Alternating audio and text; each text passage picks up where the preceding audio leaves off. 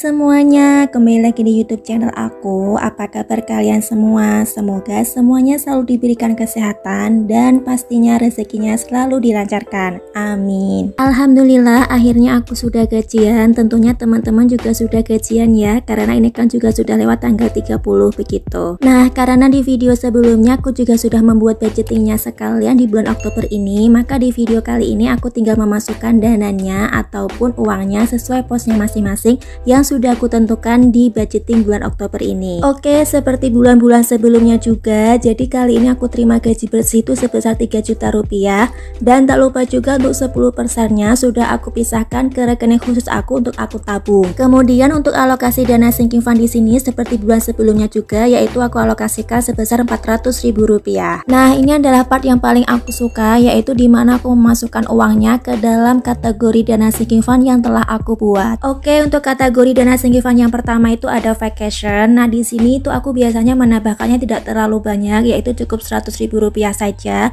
karena memang untuk dana kategori vacation ini aku itu tidak terlalu mementingkannya teman-teman. Jadi aku menyisihkannya itu paling enggak itu juga 100.000 rupiah. Nah, ini aku langsung saja coret notesnya di angka 50 sebanyak 2 kali, karena aku juga akan memasukkannya sebesar 100.000 rupiah sesuai notes yang telah aku buat ini.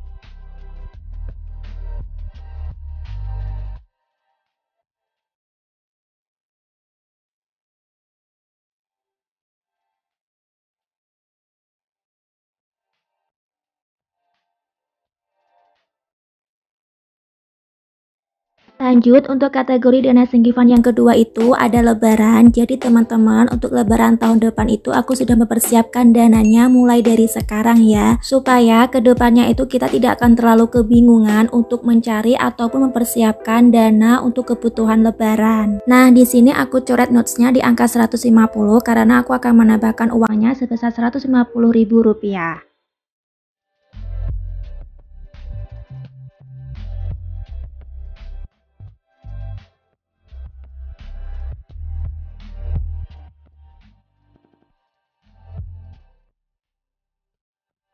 Kemudian untuk kategori dana sinking fund yang ketiga itu ada untuk brothers, dan ini tuh yang paling terakhir ya teman-teman. Nah, untuk kategori brother ini aku juga akan menambahkannya sebesar 150.000 rupiah. Makanya di sini aku coret notesnya di angka 100 dan juga 50. Karena untuk notes yang angka 50 itu tinggal 2 angka ya teman-teman, jadi tidak cukup. Makanya aku coret di angka 100 sama 50.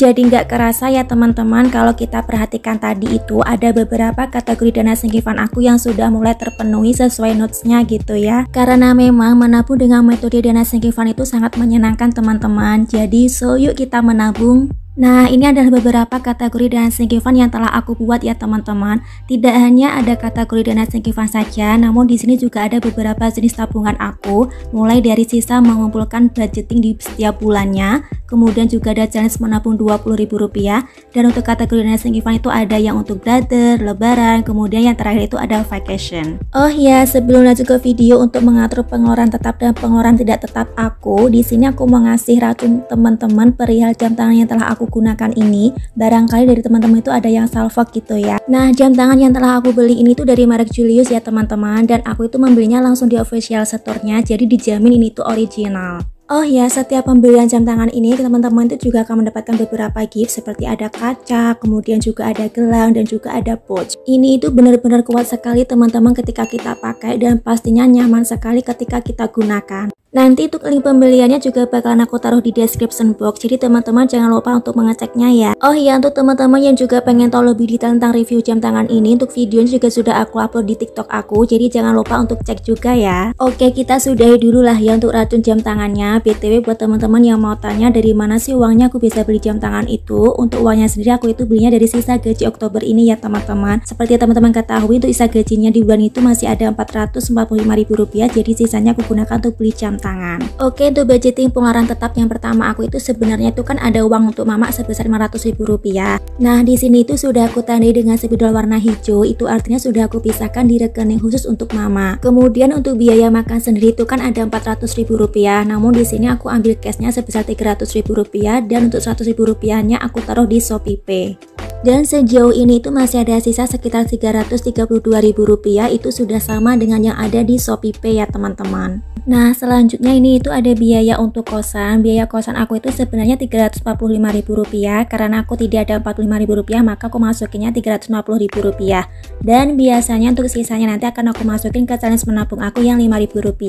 Lanjut untuk biaya parkir dan bensin itu ada Rp150.000. Sebenarnya ya teman-teman, aku itu udah sekitar 2 bulan ini itu WFH, namun aku tetap menganggarkannya karena kan sewaktu-waktu jika ada kejadian di kosan itu yang tidak mungkin aku untuk WFH, itu kan aku bakalan WFO, jadi aku tetap menganggarkannya. Kemudian yang terakhir itu ada biaya untuk paket data dan juga pulsa itu sebesar Rp100.000, dan biasanya ini itu kadang ada sisa, kadang juga tidak ada sisa, ya tergantung kebutuhan di bulan itulah ya teman-teman.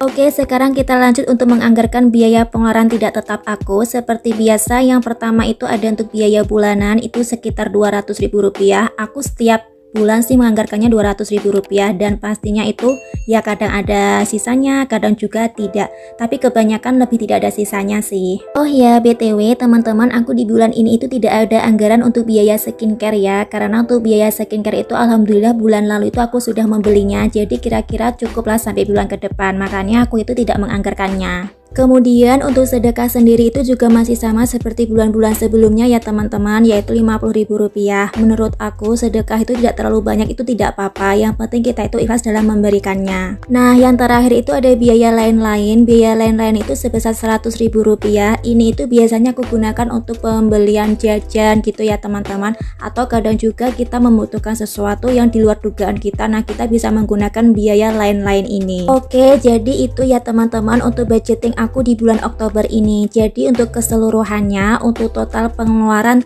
tetap aku itu ada Rp1.495.000.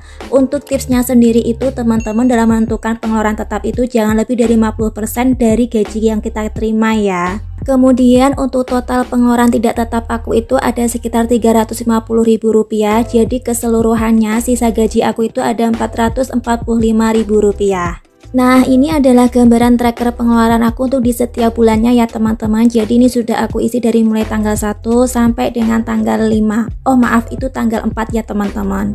Jadi teman-teman, kalau kita sudah membuat budgeting di setiap bulannya begini, itu rasanya itu beban kita itu semuanya sudah terselesaikan gitu ya. Karena semua biaya-biaya kehidupan kita di 1 bulan ke depan itu sudah kita alokasikan sesuai budgetingnya masing-masing, dan pastinya kita tidak akan kepusingan ataupun kebingungan untuk mencari dananya nantinya. Nah selain itu juga karena kita juga sudah berusaha ya teman-teman untuk mengatur budgeting di setiap bulannya, sesekali kita itu self reward itu tidak apa-apa. Nah karena aku di bulan ini tuh ada sisa Rp445.000, makanya aku membelikannya jam tangan yang telah aku review tadi. Oke, segitu dulu videonya dari aku. Jangan lupa untuk like, share, komen, dan juga subscribe, and see you the next my video. Bye.